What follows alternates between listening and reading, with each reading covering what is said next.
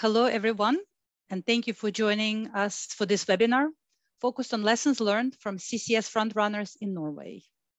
Today, we'll be assessing the state of CCS commercial and regulatory frameworks in Norway and Europe more broadly, and their impact on CCS project development. Some of the questions that we have in mind include the following. What is the value of having government support when charting a CCS path? What can we learn from an integrated project that takes CO2 from multiple capture sites to storage? What is needed in the future as CCS market expands? My name is Elina Levina, and I'm a Senior Manager of Finance and European Affairs at the Global CCS Institute, and I will be moderating today's discussion. For those of you who are not yet familiar with us, the Global CCS Institute is an international think tank with a mission to accelerate deployment of carbon capture and storage as a vital technology needed to tackle climate change and deliver carbon neutrality. Today's session will include presentations from each of our invited speakers, followed by a brief Q&A at the end. You can submit your questions using the Q&A function on the Zoom control panel that you see on the bottom of your screen. In the coming days, a recording of this webinar will be made available on the Institute's webpage. So why Norway? In 1996, Norway became a CCS and climate leader in Europe and in the world with the launch of the first offshore CCS project developed for the purposes of CO2 storage when the Sleipner CCS project went live. Norway has since continued to make moves to support growth of CCS market in Europe, most notably by aiming to provide CO2 storage both for domestic and cross-border projects in the North Sea through the Longship project. However, despite this progress, leaders in the CCS market acknowledge that there is still much ground to cover to scale up CCS. Doing so will include tackling questions around CO2 transportation, storage licensing, developing clear policies and regulations, evaluating needs that will make CCS more commercially viable for investments. To speak about all that and more, we're joined today by several distinguished speakers.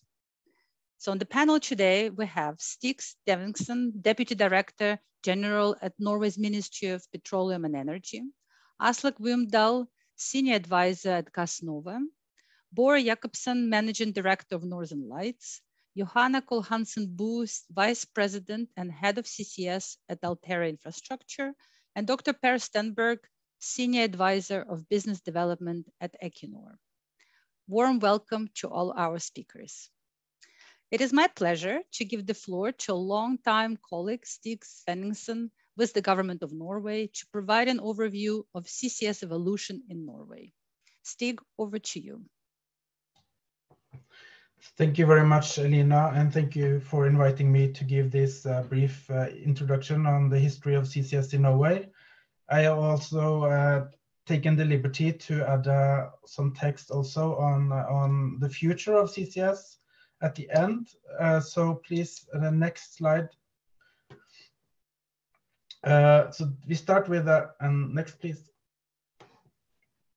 So the story of CCS started actually quite a long time ago, even before 1996, with something called the Brundtland Commission. That was the start of the Rio Conventions.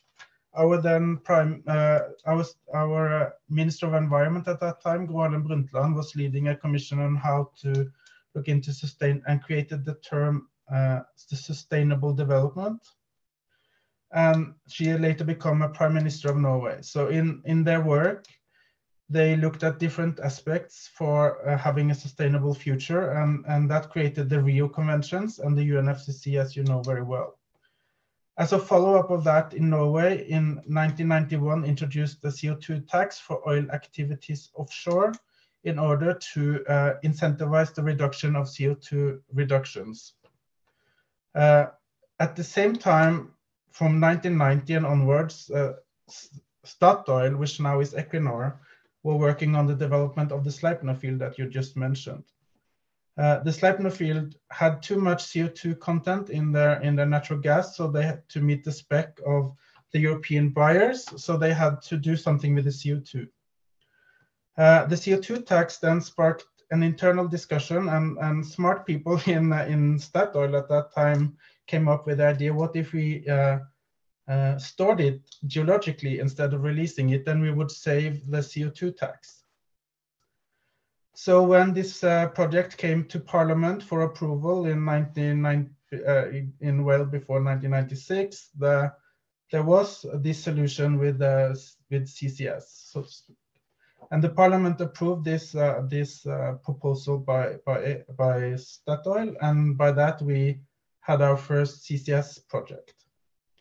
I've later asked the members of Parliament who voted on this if they realized what kind of historical vote they were doing, and most of them said they didn't even think about it until later, that this was one of the smarter decisions they have done.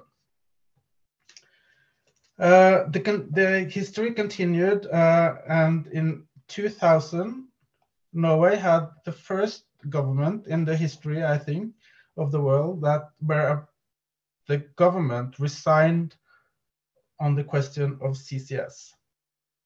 At that point, there was the discussion of new gas-fired power plants, but the government said there will be no new gas-fired power plants without CCS. They were overrun by the parliament, and thus they had to resign because they did not want to give permits to gas-fired power plants without CCS. As a follow-up on that, the Norwegian government then created Gassnova in 2005 to help us and with the questions relating to technology and CCS going forward. Gassnova was later transformed into a public body or company in 2007. In 2008, we had our second CCS project, which is the LNG plant in Snøhvit. 2012, we had the Stoltenberg government, which had the first government with their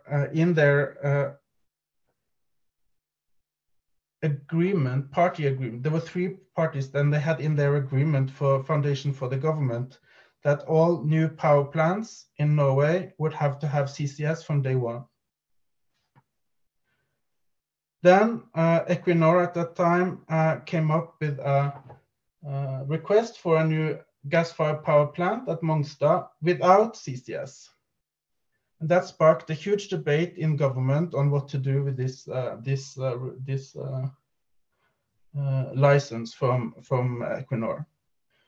And the result was that we agreed to do a 2-step approach. First, we will do the technology center Mongstad as a test center to check the technology and then scale it up later for the full scale for the power plant. But Stoltenberg at that time had bigger views for CCS than just reducing emissions in Norway. He wanted TCM to be a technology development center for CCS globally. He also wanted it to be part of the Norwegian contribution under the UNFCCC and the Kyoto Protocol, and was a part of a bigger cooperation between developing and developed countries. So an invitation went out to companies and countries around the world if they wanted to join us on TCM. And when he went to South Africa for a meeting and he went to talk about CCS, they also invited Sasol, which later became a member of TCM.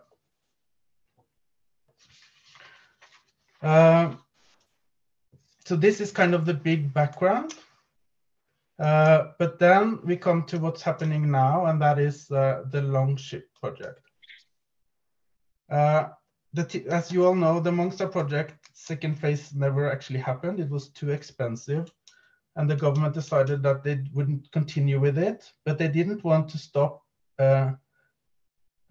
CCS activities as such, just the Mongstad project. So they were looking for new opportunities, and I guess now I will talk more about this later. And can you do the next one, please? And then they were doing the Longship project. Is as you know, it's 2 capture plants, transport by ship to an offshore facility. And Børre will talk more about Longship later, so I will not spend a lot of time on this. But this is the big and the focal point of the government's work on CCS, where we put up a lot of financial aid from the government to make this happen. But I will let Børre talk more about this later. Next one, please. And I did this just for your reference, and this is the history of regulatory development in Norway. And as you can see, we have had a continuous development of regulation in Norway, starting with the CCS directive from 2008, where we implemented it in Norwegian law in 2013.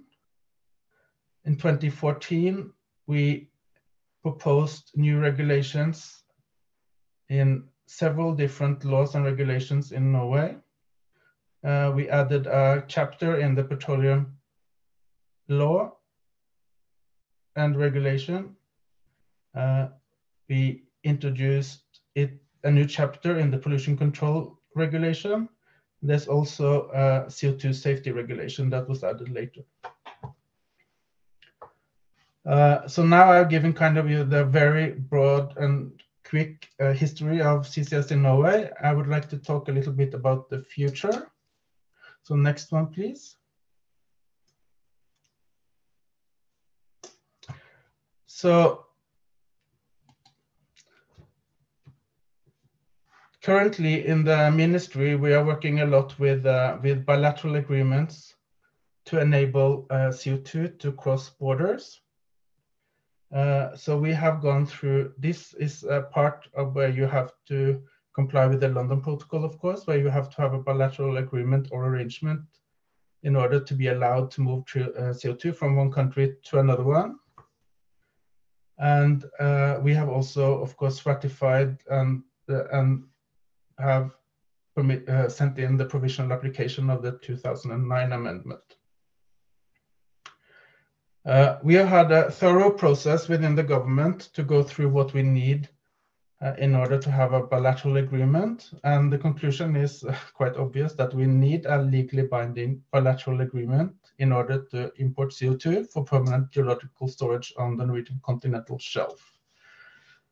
We have looked into all the different international laws, all the agreements that we are party to, the London Protocol, the Oslo Convention, the Paris Agreement, UNFCCC, relevant EU legislation, and other issues. So what we have learned is that in order to be in compliance with several of these issues needs to be covered in the bilateral agreement. What we don't need to cover in the bilateral agreement is relevant EU legislation, because all the countries that we are, as long as the country that we are importing the CO2 from have EU legislation in place, then Norway and the other country will have the same legislation.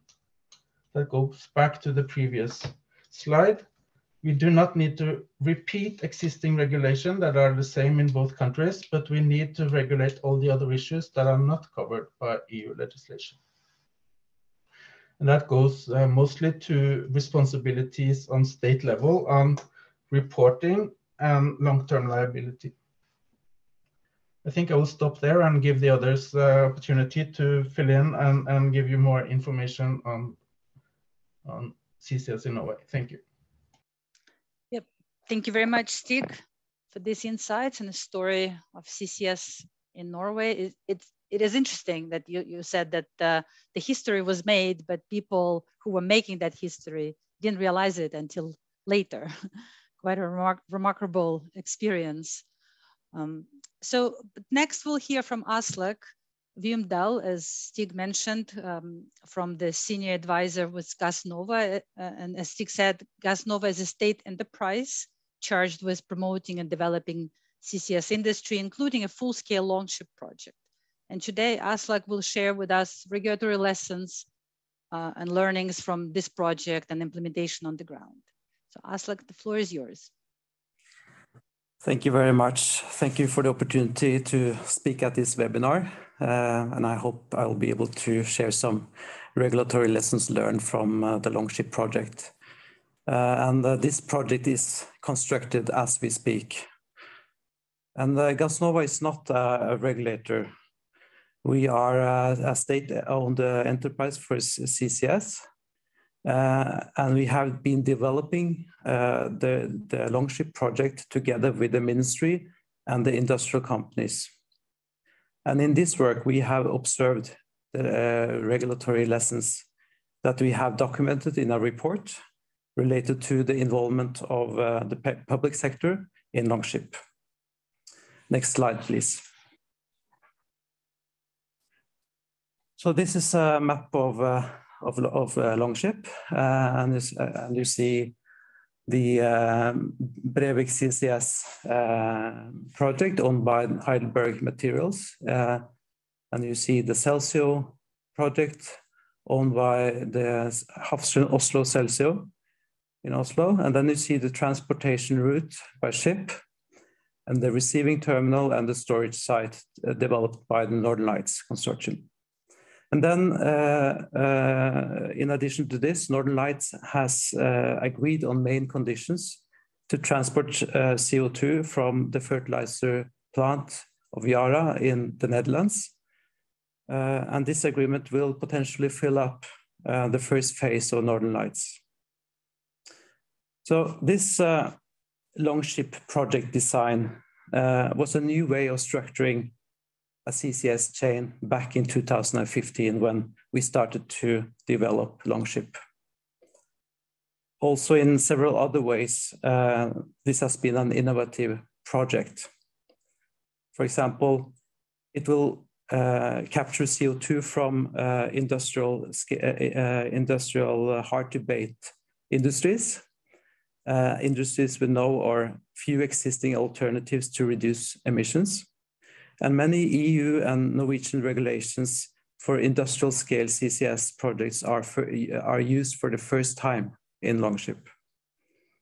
And both industrial capture projects in Longship will capture a mix of both fossil and biogenic based CO2. And in this way, Longship is a mix of both an industrial CCS project, but also a CDR project or a bio-CCS project.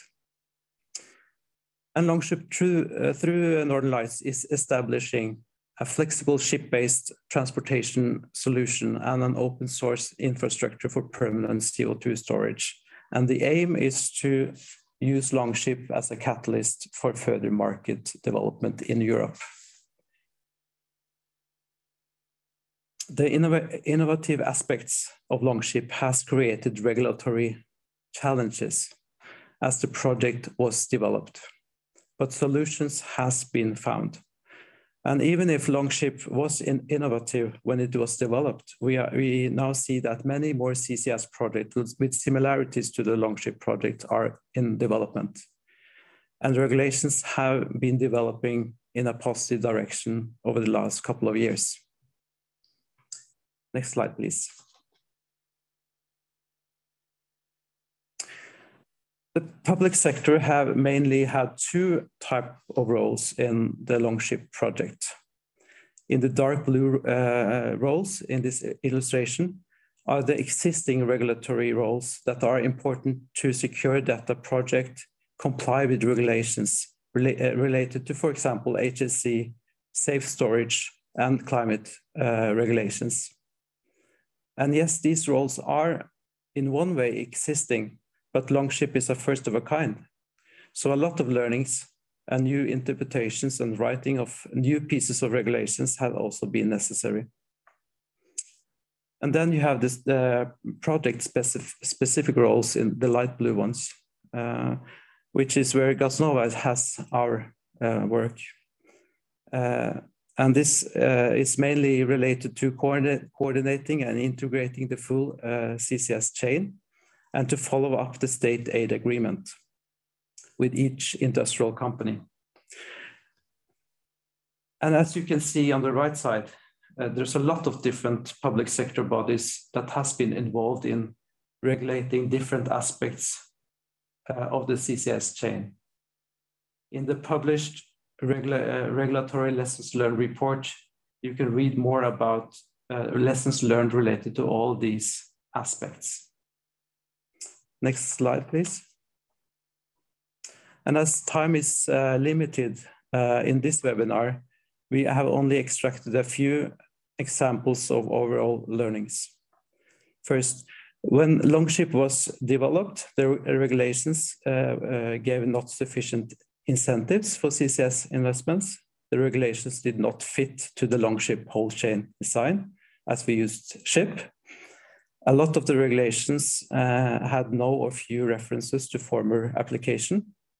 A few regulations was non-existing and had to be established. And to some extent, some regulations was hindering the Longship value chain, for example, the London Protocol. We think this illustrates the value of to have a demonstration project that paves the way for and gives a basis for further regulatory development. And then Longship was set up to ensure that industry could make industrial investment decisions in line with the political goals. So the industry was invited to into a competitive process based on the political ambition to realize a full-scale CCS demonstration project. This resulted in tailor-made state aid agreements between the state and each of the involved industrial company. By this, the state also needed to take a coordinating role and also what we call the whole chain role, as it was seen as an investment barrier to the industry to take the whole chain risk, the risk of losing value based on the issues related to other parts of the value chain outside of your own control. And Gassnova has had roles to facilitate the coordination of the project. And then both emission sites in the Longship project consist of a mix of biogenic-based and fossil-based CO2. Both needed to be incentivized. And this led to an additional grant element mimicking the EU ETS price for non-EU ETS CO2. If we were only to incentivizing CO2 emissions reductions, both projects could be hindered. And lastly, much of the regulations related to CO2 storage is based on extensive oil and gas experience. It has been very valuable and important to have this experience to build on. However, the business models for CCS is very different from the business model of oil and gas. Therefore, we believe there is a potential for optimizing regulation and adjusting them better to fit the CO2 storage business model. Next slide, please. So this is my last slide. This was just a quick run through of some overall lessons learned. You can visit our website, ccsnorway.com, where you can download the lesson learned report and also to get access to feed studies and other study documents and also the different types of analysis. So thank you. Yep. Thank you very much, Aslak. Yeah, great insights. Unfortunately, the time is so short, but there are so many interesting points and each of them could be expanded much further, but we'll ask you a couple of questions at the end in the Q&A session. But now let's move on to Bor Jacobsen, the Managing Director of Northern Lights, and look forward to hearing more about the experience in the last 3 years, I guess, as the investment decisions was made only in 2020, if I remember correctly. So a lot has been done in the last 3 years. So the floor is yours. Thank you very much, and thank you for having me on this webinar today. If I can have the first slide, please. Thank you. So first of all, thank you to Stig and Aslak for giving a lot of the background. What they talked about, you can now see the most visible manifestation of on this picture here. This is the terminal that Northern Lights is currently constructing on the west coast of Norway. And you can see the jetty here dominating the picture in the front. And to the left in this dark building is a visitor center.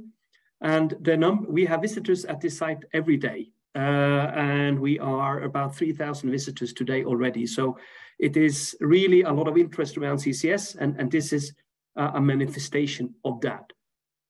Another interesting part of this picture is to the right, you see these white cylinders. These are the tanks that we will soon be putting into the center of the picture where they will be standing up. And then you will really see the scale of the facilities that we are building currently here in Øygarden. Next slide, please. So what you just saw on the picture is now a project that is more than 70% complete. There was also an offshore element to it, which is also included there. And it is ready to start up, on schedule to start up in 2024. So far it is going according to the plan, which is of course very encouraging. Again, you see on this picture, what is it that Northern Lights do? The receiving terminal, you saw the picture of, it's in the center here. To the left, you see the ship. So that was already mentioned. We, in Northern Lights, we also provide a shipping solution. The terminal is for intermediate storage. There, the CO2 will be pumped offshore and into the wells and deep into the layers below the seabed, where it will be permanently stored. Northern Lights do not do the CO2 capture or the liquefaction. So our interface is really on the jetty at the customer site where we pick up the CO2. And if I can have the next slide, please. Yes. So what are Northern Lights sort of main goals? First of all, it is really to deliver on what we call phase one. This is the Longship element that we just heard about. That is going to be operational in 2024. Very important, we have received significant funding from the Norwegian state to be ready, and we want to make sure that we do everything we can to be ready to start taking CO2 from the other Longship projects, the capture sites, in 24 and for many years to come. So that's number one. The second thing is that doing this within the sphere of Longship demonstrate the value chain, but we really want to make this also a commercial business opportunity. And what we are currently planning is to expand the facilities in Øygarden from, we're currently building 1.5 million tons of injection capacity up to somewhere above 5 million tons of CO2 injection. And that we intend in Northern Lights to be a commercial investment on our part. We're going to need customers to do this, and that is of course ongoing work. What we see at the moment in Europe is the customers are still depending on some state support to get the first companies going with capturing and delivering CO2 to us. So we really hope to make this investment possible, and the plan is that we do this year. Then finally, the third goal is really to look a little bit beyond even the 5.2 million tons and see, can we develop this into a commercial opportunity for both customers and us so that we continue to expand. We think this is critical because that's when also others will be able to do the same, and you can really get CCS up to the scale that it needs to be. Next slide, please. So a few words about learnings. First of all, and I'm building on some of the comments already made here, but first of all, to repeat, the CCS is not oil and gas. It's not a hydrocarbon business. Why do I say that? Well, oil and gas, particularly these days, have a very high profitability, normally also a high profitability, very different tax regimes, very different way of setting it up. And oil and gas are global liquid markets. So if you have the product, you can easily sell it. We think the CCS business, where you are basically treating a waste product, is going to have a very different business model. We think it's going to be more like a margin business, and you are going to be driven by also your customers and your customer needs. And at the moment, there is not a market.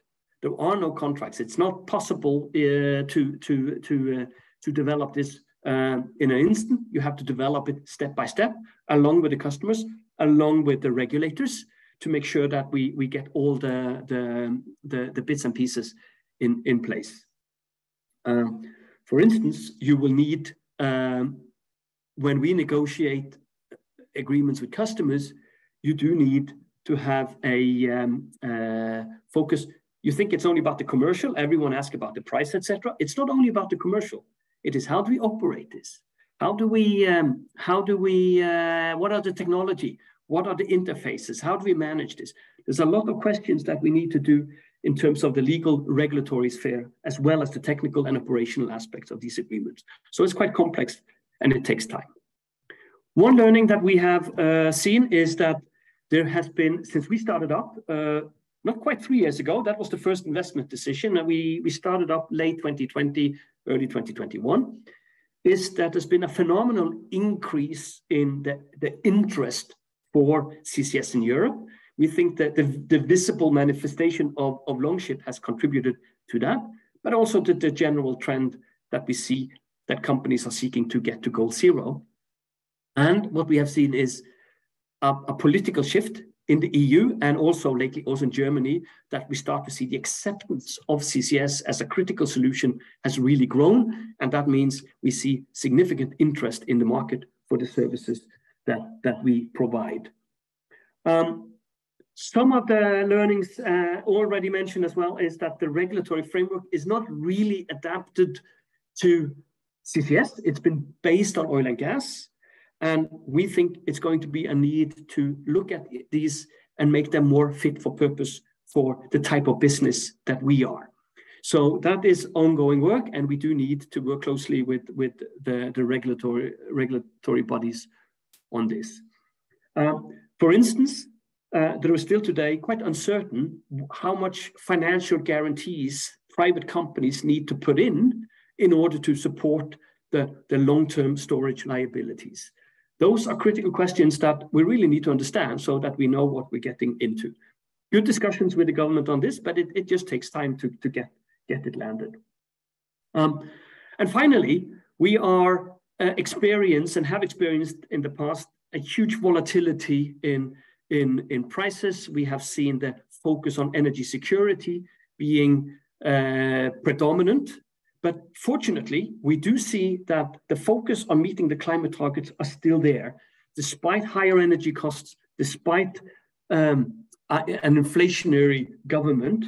And also, of course, the challenge with, is this going to be a much more attractive business opportunity in North America with the Inflation Reduction Act, or will it also be a key business in Europe? So far, we see still great interest to do this in Europe. That was a very brief summary of some key learnings from me. Thank you very much.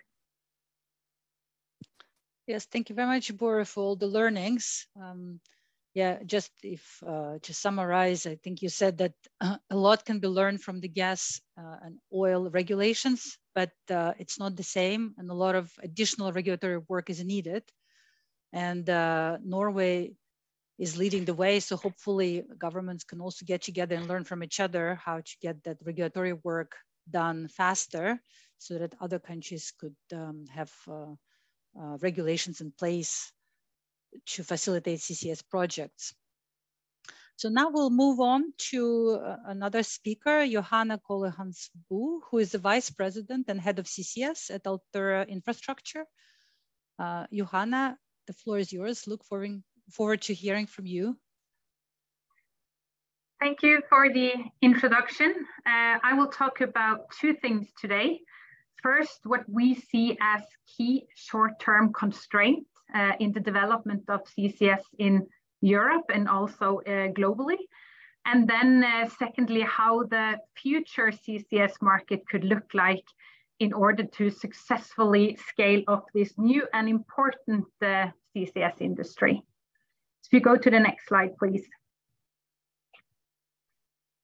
So our Stella Maris CCS concept is a maritime flexible and scalable solution where our long-term vision is to build a open access infrastructure for multiple emitters across Europe.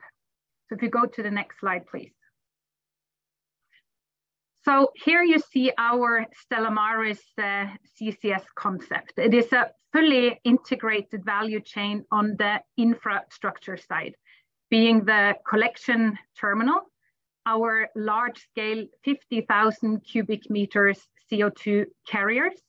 They will transport the CO2 directly to the offshore storage site for direct injection, and then ultimately for safe and permanent storage offshore Norway. So you see, this is not the complete value chain from source to sink. The capture part and also land-based infrastructure are also important components of the full value chain. We early realized that in order to make a cost-effective CCS solution competitive to the price of emitting the CO2, we have to go large scale. And our Stella Maris CCS concept is capable of managing 10 million tons of CO2 per year. And a shipping solution is unique in its flexibility and also the scalability of adding more terminals and storage sites to a shared infrastructure for smaller and also large emitters across Europe. And we, as I will come back to in a minute, we very much support an open access, open source, non-discriminating CO2 infrastructure in Europe. And also what we saw early from the emitters is that many of them, they want to have one contract with one counterparty being capable of taking on the responsibility for the CO2. And everyone is talking about this chicken and egg dilemma. And in order to minimize the cross-value chain risk, in particular when it comes to delay, then a one-stop shop integrated value chain solution is a benefit. And also we would need to work, or we are currently working very closely with the emitters and also the providers of the capture technology in order to align on timelines for realization, again, to avoid the risk of delay. And as you probably know, large-scale complete value chain for CCS is very capital intensive. And it is a new industry, still with many uncertainties, also on the regulatory side. We strongly believe in strong partnerships in this industry, which we also benefit from already. If you go to the next slide, please.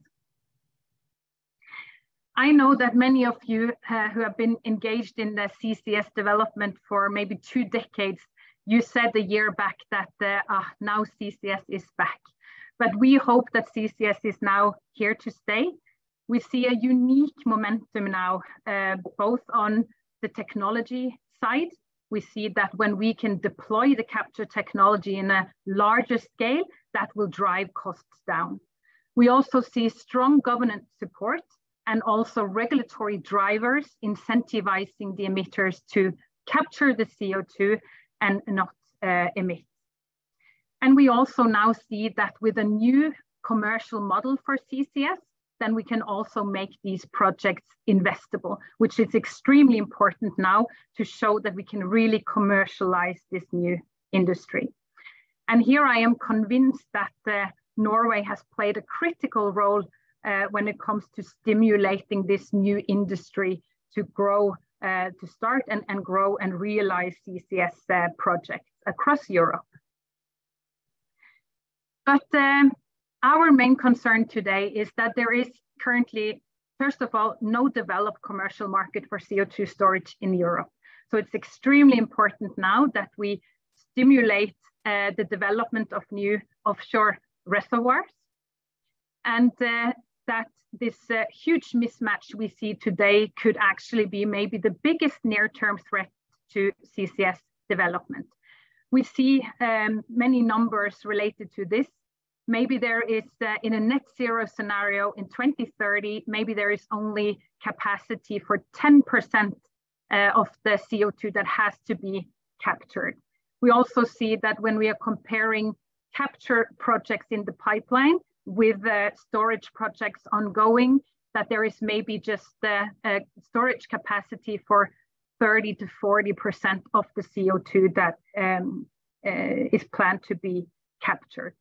But what we see now is that there is a great development now in Norway for new licenses, great interest for CO2 storage. And we also see that there is multiple companies, not only E&P companies, wanting to own a part in a storage license, including Altera Infrastructure.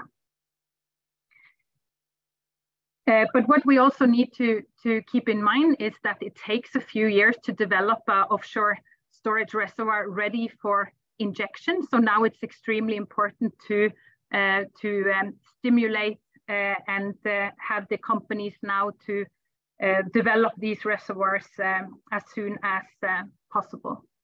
What also was mentioned here by Northern Lights is that this is not a hydrocarbon business.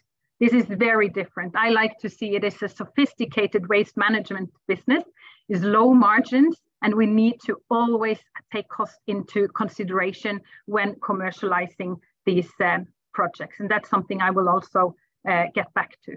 But I also see that our view so far and experience so far is that the Norwegian authorities are also very open to see how non-E&P companies can play a critical role in this new CCS industry, which we think is of great importance.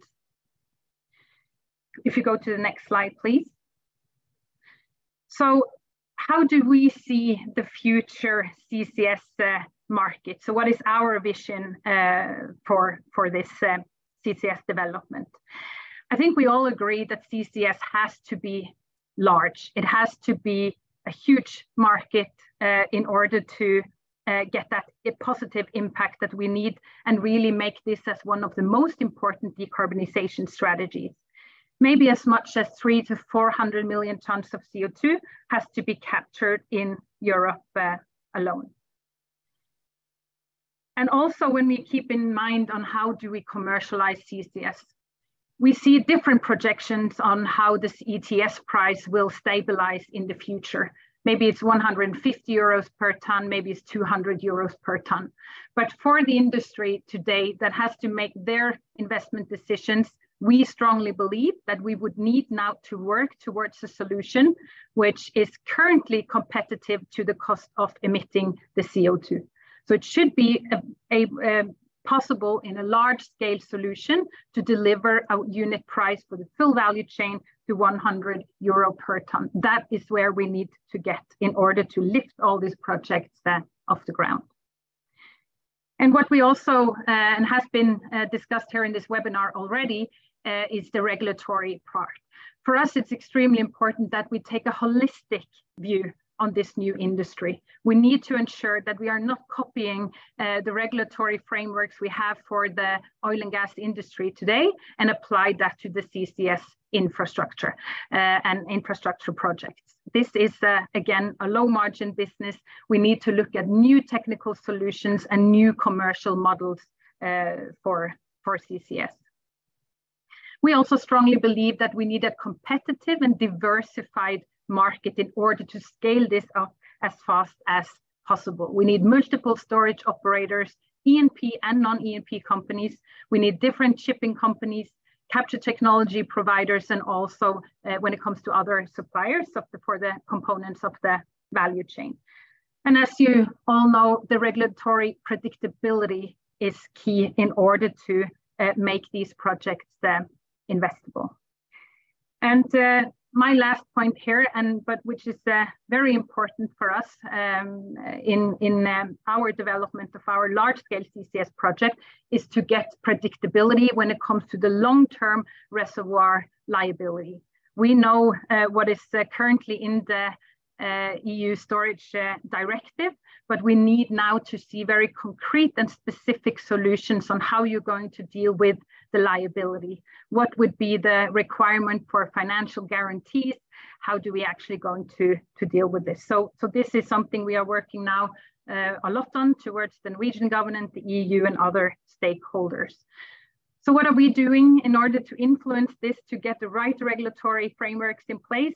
We are promoting open access CO2 infrastructure. We are now currently in dialogue with industry companies to see, can we create an industry-wide insurance scheme that could benefit the whole industry? And could there potentially also be a fund structure for long-term CO2 liability? So that is just some of the key topics that we are working on. But I think that for the benefit of this new CCS industry, we need to get the right regulatory frameworks in place, and we need to stimulate the industry now to scale up this new CCS project. Thank you so much. Thank you so much, Johanna. Thank you for all the insights and also vision and great ideas for the common work for the future. I like your suggestions to start maybe investigating together the role of insurance for the industry, the liability fund. I also like the target of 100 euro per ton of CO2 kind of capture, transportation and storage in the whole value chain. That's all great ideas. Thank you so much. Now let's turn to Dr. Per Sandberg, the Senior Advisor of Business Development at Equinor. And after his presentation, we'll have a Q&A session. The floor is yours. Thank you, Elina, and thank you for inviting Equinor and me to this event. You will hear me saying, you can move to the next also after this, several of the same things we've heard already, which I think is in a way a good thing. So this first slide describes Equinor's approach to CCS, and it's really a three-step approach. The first one we have been doing for more than 26 years, which is CCS as a technology. You know, we've been storing about 1 million ton per year, first in Sleipner and then also in Snøhvit, 2 installations. But this was really purely a technology. No one was invited. Therefore, the second step is super important for us, and that is Northern Lights, where we are one of the 3 owners with Shell and Total. We've heard Børre talk about it. Northern Lights, the really importance of Northern Lights is that it's open. It has made CCS available and accessible for European potential users. It's opened the market, and it's been a tremendous success already because it has shown that there is a real interest for CCS among many industries, many nations, and governments and companies side by side. So that is the success of the second step. What we want to do now, and where we're focusing our attempt as Equinor, of course, we are one of the owners of Northern Lights, so we may making that succeed. But we really want to go to large scale now.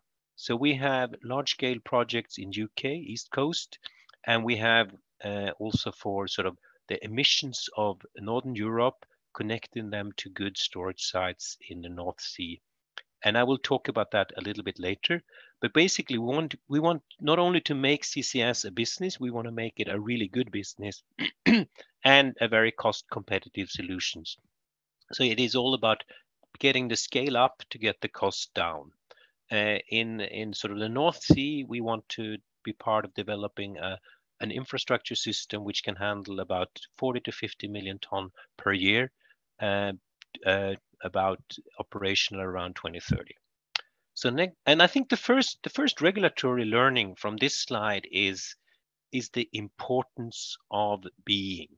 Okay, the Sleipner and the Snøhvit showed the technology, but Northern Lights is very, very important as a market opener.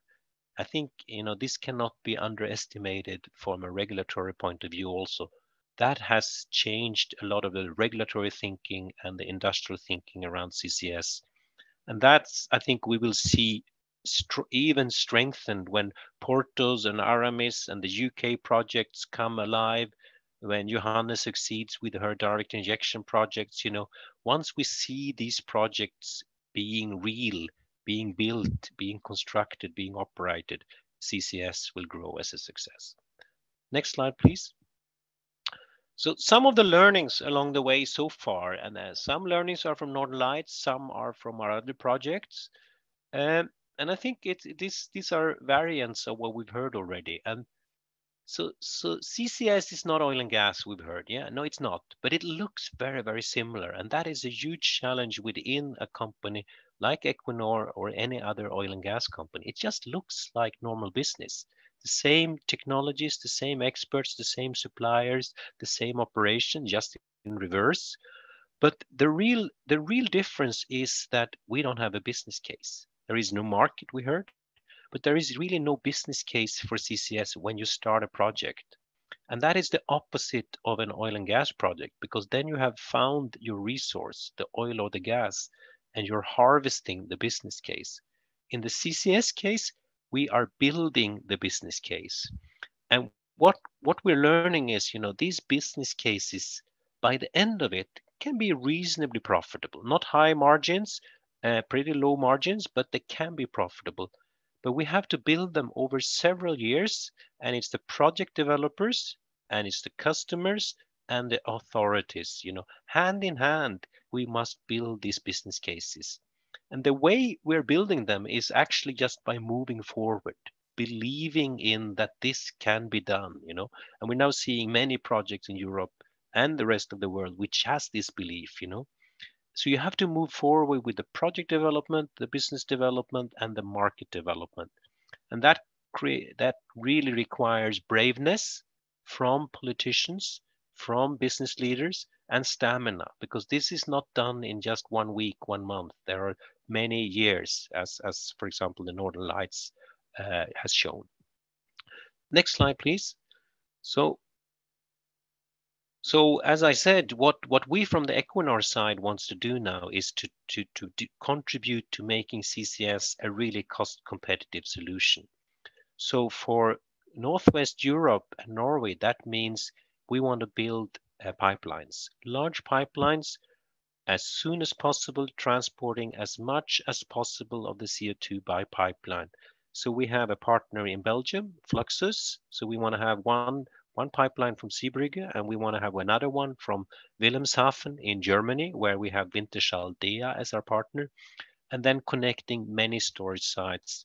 And in this concept, we also have ships, as you can see on the map. They are feeding CO2 into the mouth of the pipeline at the best location. So this is another large-scale concept compared to what Johannes showed. We hope that we see both systems realized. Next and final slide, please.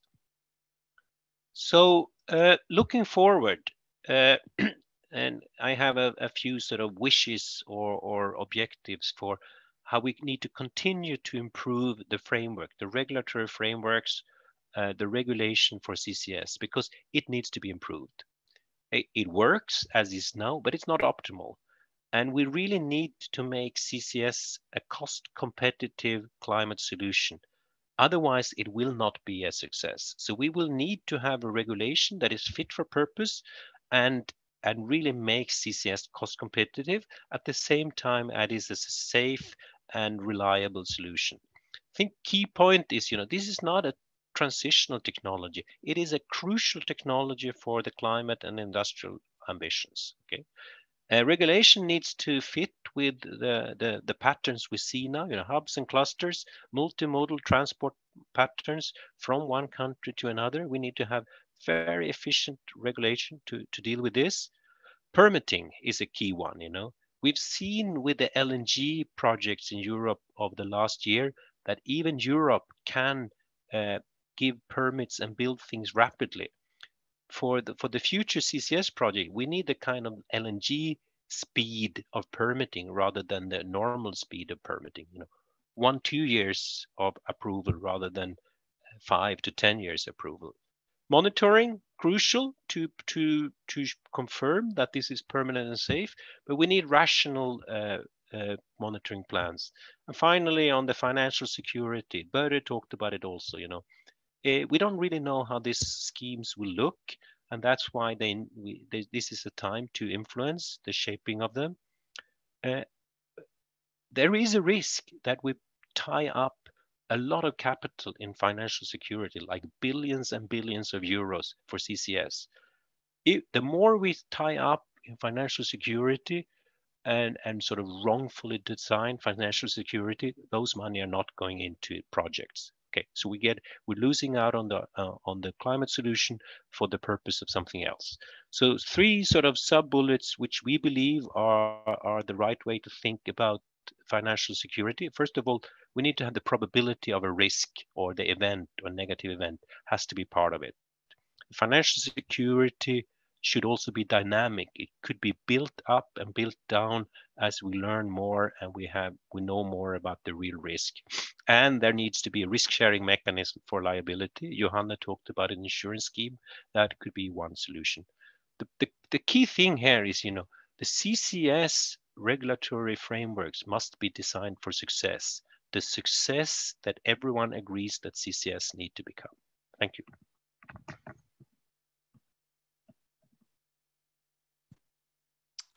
Yes, thank you very much, Per. And thank you very much to all the speakers for your insights on the state of CCS and how you see it unfolding in Norway and in Europe. I think now we'll move to a Q&A session. And I'll probably start with Bor, as I know he needs to leave for his next meeting very soon, while other speakers could stay a bit longer. So Bor, I just wanted maybe to ask you to pick up on how Per finished his presentation in terms of how to address financial risks with investments in CCS. If you could share also your thoughts on that. And there were also a couple of questions in the chat that I would like to pose, and maybe you can answer them as well very quickly. There was a question whether you expect any demand from customers from outside of the EU for the Northern Light storage, and also whether you see a competition from the UK, or how do you see UK as a potentially a competitor or partner in providing storage for EU projects? Thank you, Lina, and thanks for the question. Yeah, I think the financing of CCS is a very critical, and it's a very good question to raise up, because this is not cheap. Yeah, I mean, this is and it's a development, and I think many mentioned it, but the steps you take are multi-billion euro investments. It's not like you just add another solar panel to your roof or something like that. It's really a huge step.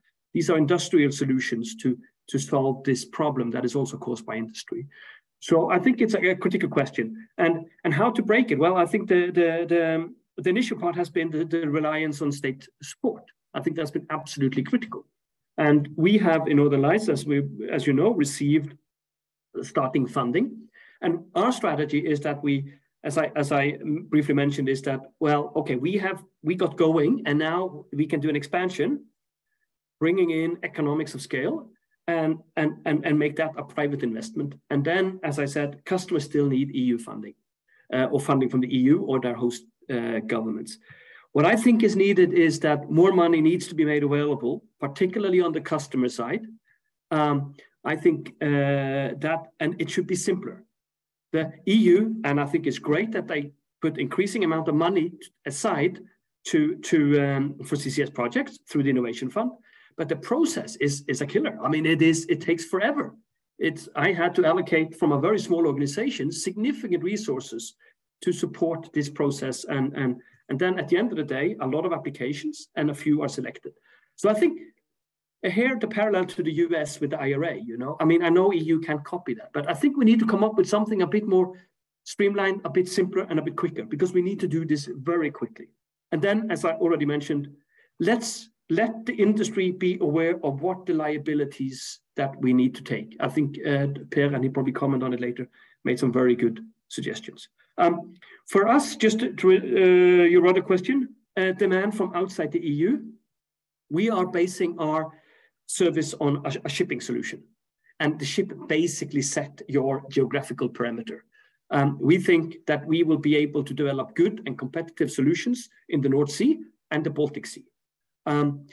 I cannot see with the current way that, for instance, we're going to be successful in the Mediterranean. I think storage project closer to that would be more successful. And the same goes for other regions. We see a lot of interest, for instance, from Asia. A lot of the visitors I mentioned coming to Bergen is coming from the other side of the world, and they are looking at regional models. I think that's how it's going to go.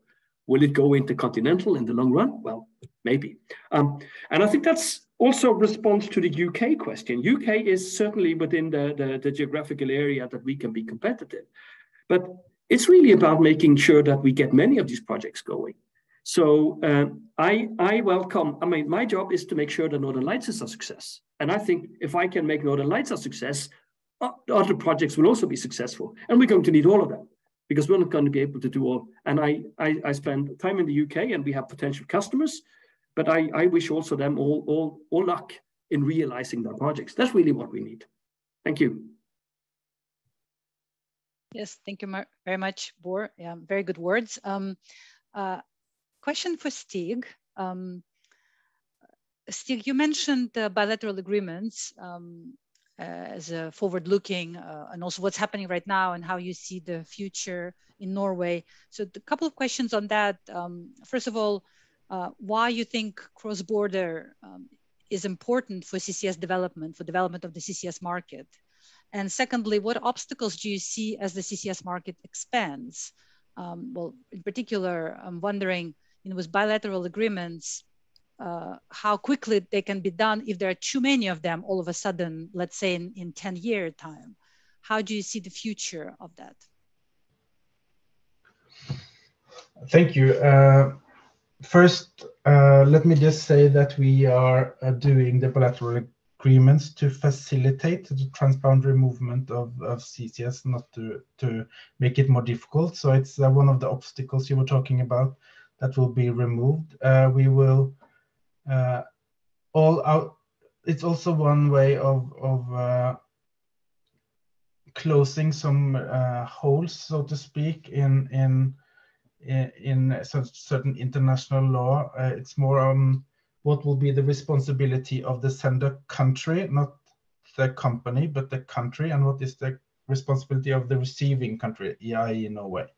So that is just to make things very much clearer, both for the businesses and also for the governments going forward. So these agreements are meant to be very simple and very practical, and should not be, if we have a lot of agreements, that should not be a problem, because they will probably be all the same almost. And when you talked about transboundary movement of CO2, it is obvious that some countries have a lot of storage capacity, and in the case of Norway, we do not have a lot of emissions. So in the sense that we can be a storage provider for emissions from other countries is both part of, could be part of business strategy, as you've heard from some of the other presenters, but it also is important that we facilitate the reduction of emissions in general. And this is one way that we can facilitate that. Thank you very much. Thank you. It's it's very clear and clarifies the potential, the expansion of movement of CO2. Another question is on the regulatory frameworks, but for Johanna. Johanna, you mentioned that we need more clarity on regulations. So I have a question for you, again, looking a little bit ahead in the future. If we see the CCS market expanding, can current regulations support the expanded market, or you see the need for other regulations or more clarity in regulations? Yeah, thank you for the question. And I think many of these regulatory issues have been raised already by the other speakers as well. But I think now it's really to focus on the main hurdles. What do we need to get in place in order to start to ship CO2 and store CO2? And that's also why we are very happy about the Northern Lights being ready already in 2024, because then they would need to get some of these regulatory uncertainties clarified, like the bilateral agreements would need to be in place on import-export of CO2. But again, it's really now about finding or clarifying the uncertainty we have today to get started. This will not be perfect from the start, but if the bilateral agreements are in place, then we are ready to at least ship the CO2. But at least speaking for Altera, providing the full infrastructure value chain, then it's really now on the reservoir side where we need more certainty. Per Sandberg also mentioned on the financial security requirements. It has to be fit for CCS. It has to be manageable for all the players that want to take part of this to actually enter this this new industry.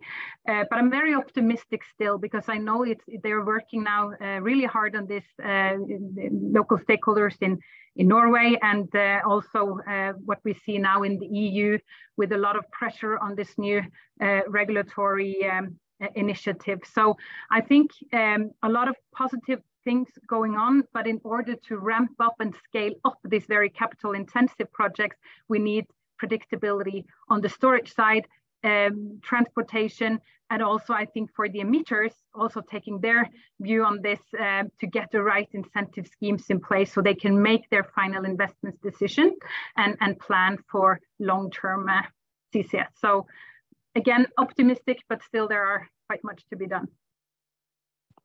Thank you very much, Johanna. You mentioned in your presentation that there is a concern of discrepancy between development of capture sites and storage. So I think I have a question for Aslak regarding that. What is the Longship experience with alignment of capture and storage? And can you also maybe say a couple of words about capture projects and at what stage of development they're right now in the Longship, in the Longship chain? Yes, thank you very much for the question. And first, representing the learnings from the Longship project, I need to be humble to when it comes to take these learnings directly into recommendations for European full-scale CCS implementation. However, we have seen that CCS projects takes a lot of time to develop, and investing in CCS activities today comes with some risks related to the future demand or supply for transport and storage capacity. And this leads me to 3 points. In the Longship project, it was important to have kind of a political clarity. So in the Longship project, it was clear that the state had an ambition to realize a full-scale, full-chain CCS project. And I think also we need some political clarity in the European space.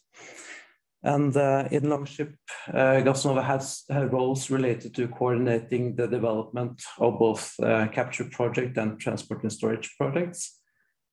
Actually, coordinating investment decisions is important, I think. Looking at the market development in Europe today, it seems like there is still a need for some sort of coordination, and I think it could be done in different ways. Thirdly, in Longship, we had the process of developing a design basis, giving a description of the interfaces, the CO2 specifications, and the common principle of the chain. And I think also to agree on standard solutions in Europe will be also very important to get further. And when it comes to the state of the projects, the capture projects, the Norway cement plant, the Brevik CCS project is a bit more than halfway through the construction phase, according to the plan. And also the Celsio waste to energy plant is started last summer, so they are a bit behind the schedule of both Northern Lights and Norway, but they are have also started with their project now and are proceeding. Yes, thank you very much, Aslak. A question maybe for Per and Equinor. You talked about regulation and how to improve regulations going forward.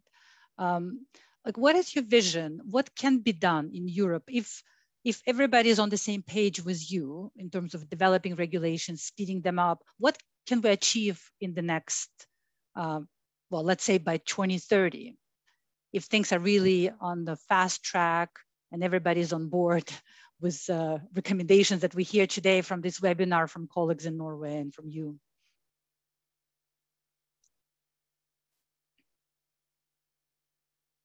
So I can I can start from our contribution. Okay, how we I described we want to develop a very large infrastructure for CO2 from the large emissions in Europe to the very good storage sites on the Norwegian sector. The trick there is the hard decision is the infrastructure, the pipelines, because you don't lay pipeline every month or every week. You know, you do it once, and hopefully then you can take an investment in an oversized infrastructure. So our hope is by 2030 we have made investment decisions and we have built and put in place an infrastructure that can transport maybe 40-50 million ton per year.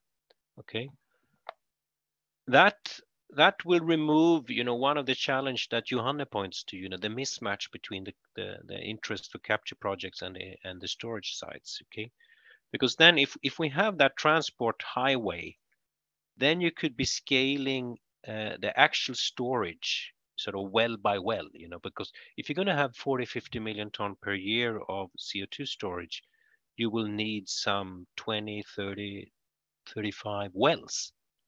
But you don't need to drill every single well at the same time. We can drill the wells when there is a customer. So, you know, and we have no illusion that there will be customers for 40 million ton just sort of showing up in 2030, you know.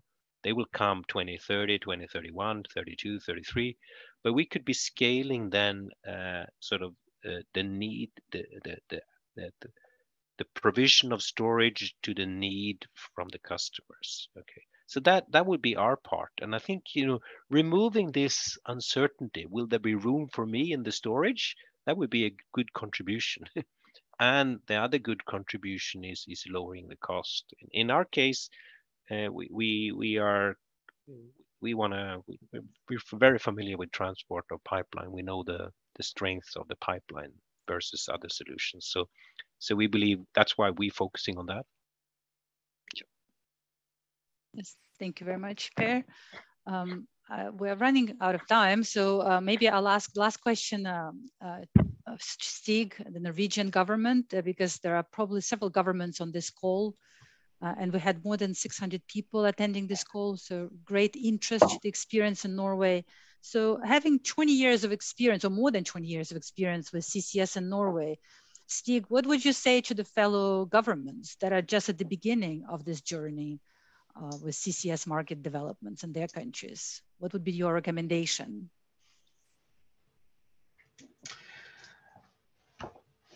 That would be to work with the industry as close as possible, because they have all the experiences and know-how that the governments don't necessarily have. We don't have any of the technical and operational experiences that they have. And it's also be aware that there will be always a new question arising. Every time you think you have closed and answered all the answers, there will be a new question.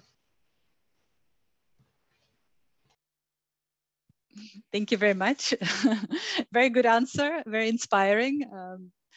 Yeah, makes everybody, I guess, excited that there is endless work, but exciting. You know, building a new market and, you know, every day addressing new issues. I think it's a dynamic life. So, well, I think we'll be finishing here. There are other questions in the chat. For those who didn't have their questions answered, we'll try to collect them all together and send them to our speakers. We'll